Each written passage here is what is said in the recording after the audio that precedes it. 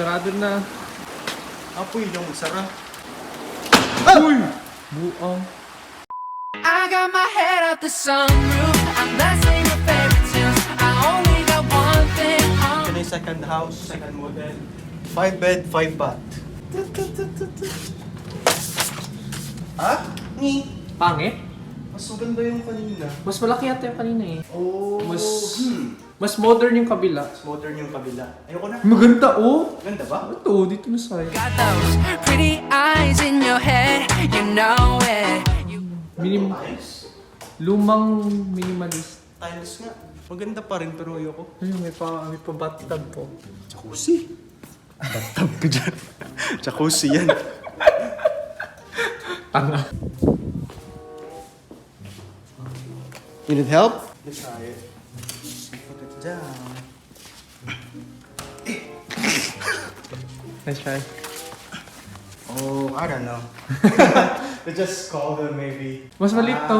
Mas maliit nga to. You got me dancing in my bed, so let me show it. You are exactly what I want. So, dito ko nagagawa na. Kunin ko sana ba? Di pala matanggal. Okay lang. Wait lahat. Tatihan sa taas. Tiyan sa taas?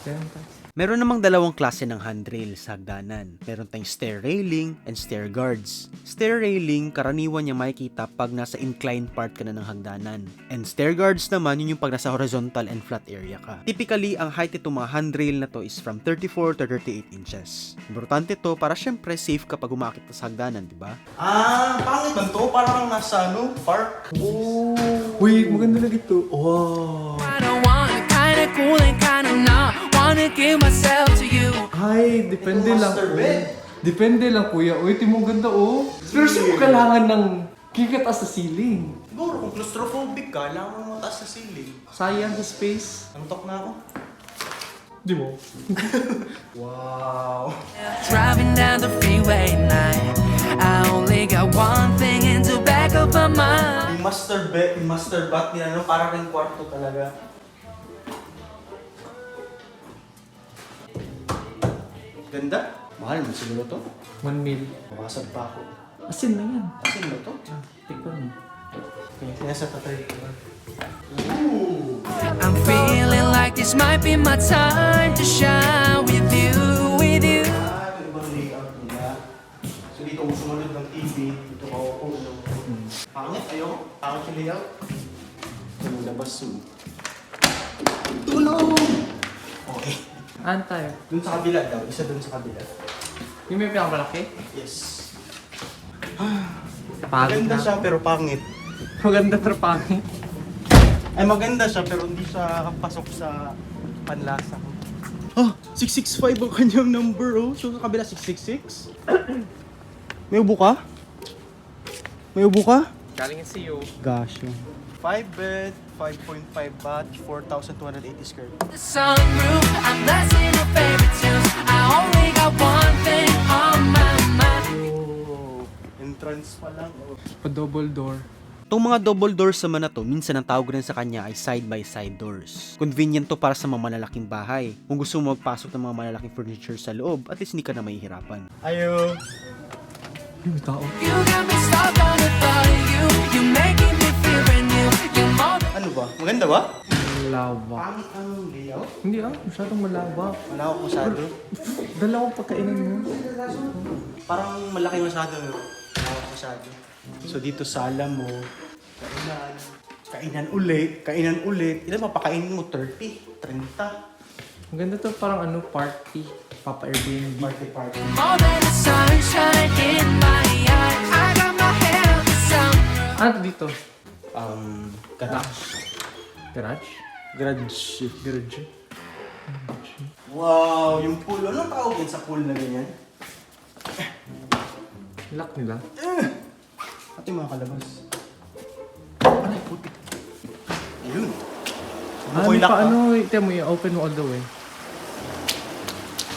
Oh. Ang tawag naman dito ay multi-slide doors. Typically, pwede mong slide to mga pintuan na to in one direction hanggang mapunta siya sa pinakadulo. So tulad ng mga regular sliding glass doors, kailangan mo ng at least one panel na hindi na-open. So yun yung fixed panel mo. Wow. Tubig yan. Malamig! Ay, malamang. Oh!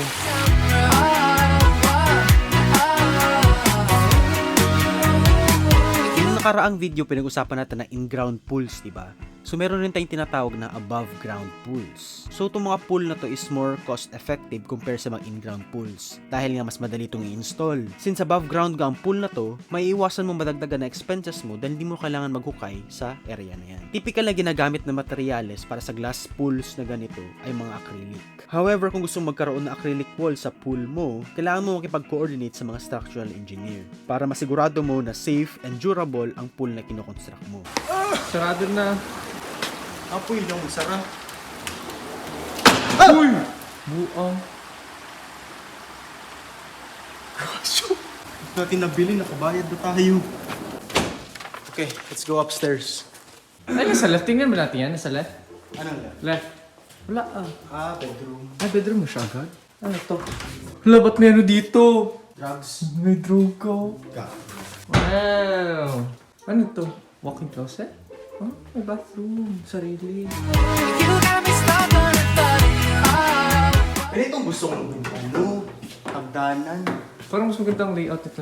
Pag gusto mo naman magkaroon ng modern look ang bahay mo, pwedeng glass railing ang ilagay mo sa mahagdanan mo. However, importante na hindi lang basta-basta kung anong glass ang lalagay mo dyan. Dapat either tempered or laminated ang glass na gagamitin mo. Typically, pag nabasag itong mga tempered glass na to, it turns into tiny cubes compared sa mga typical na salamin na pwedeng magkaroon ng mga bubog. Typically, sa laminated glass naman, meron kang dalawang glass na pinag-combine mo at meron din siyang interlayer. Bali, kung sakaling mabasag man yung isang layer ng glass, yung kabilang side naman will still remain in its place.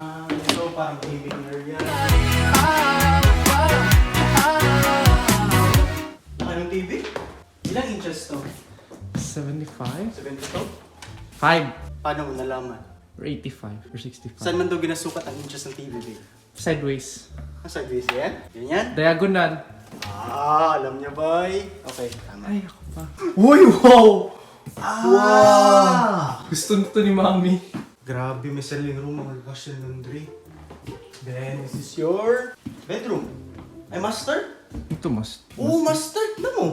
Master, so? Wow. Driving down the freeway at night. I only got one thing in So, may sarili kang balcony, plus bedroom mo, plus yun. Oh my God. Oh my God. Walang ubo. Oh no. one thing in the back of my mind.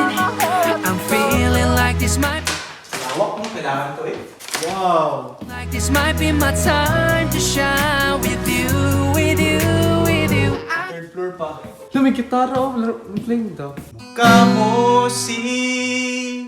Kapoy man, third floor na bahay pa eh. Aray!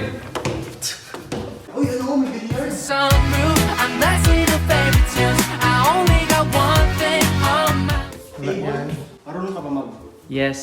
Hindi mo yan pang ano yan. Yes, I do. Ay, pala oh. Ah, yan. Peng, may pa-telescope eh. mind. You got me stuck on the thought of you. Fake to? Hindi siya fake. Kung makita ko, lola naliligo. Huy! Yuck! So, anong masasabi mo sa tatlong ba?